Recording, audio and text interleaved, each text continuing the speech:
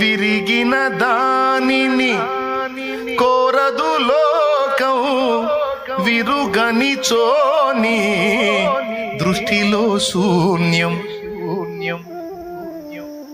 విరిగిన దానిని లోకం కోరదు, విరగకపోతే దేవుడు ఒప్పడు. విరగాలి. అనేక వచనాలు ఉన్నాయి. ఇక్కడ విరిగి నలిగిన మనస్సే దేవునికి ఇష్టమైన బలులు. అలాగే 34వ కీర్తన 18వ వచనం కూడా చూడండి. విరిగిన హృదయము గల వారికి యెహోవా ఆసన్నుడు, నలిగిన మనస్సు గల వారిని ఆయన రక్షించును. అబ్బా, దేవునికి స్తోత్రం కలుగును గాక. విరిగి నలిగిన హృదయము గలవారికి యెహోవా ఆసన్నుడు,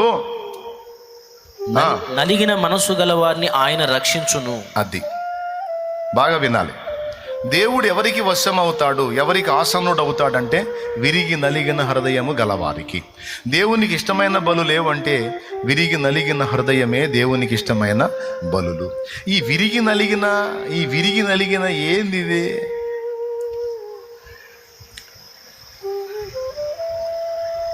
విరిగి నలిగిన మనస్సు ఏంది? దాన్ని దేవుడు ఇష్టపడటం ఏంది అంటే ఆ 1-2 వచనాలే కాదు, అసలు ఇంకో చోట అన్నాడు, విరిగి నలిగిన వాళ్ళ దగ్గరే నేను ఉంటానన్నాడు. యెషయా గ్రంథము 57వ అధ్యాయము 15వ వచనం చాలాసార్లు మీరు చదివి ఉండొచ్చు. చూడండి. మహాగణుడును మహోన్నతుడును పరిశుద్ధుడును నిత్య నివాసి అయిన వాడు ఇలాగూ సెలవిచ్చుచున్నాడు, నేను మహోన్నతమైన పరిశుద్ధ స్థలములో నివసించువాడను.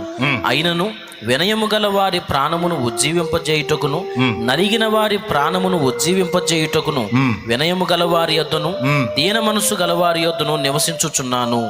అబ్బా, నివసించుచున్నాను అన్నాడు అంటే వారి దగ్గరే ఉంటున్నాను అని. విశ్రాంతి దొరకటానికి మొదటి పాయింట్ ఏంటంటే ఆయన మీద ఆనుకోవటం, ఆయనను విశ్వసించటం.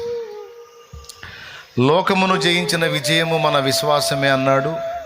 విశ్వాసము ద్వారానే వారు నా విశ్రాంతిలో ప్రవేశించగలరు అన్నాడు.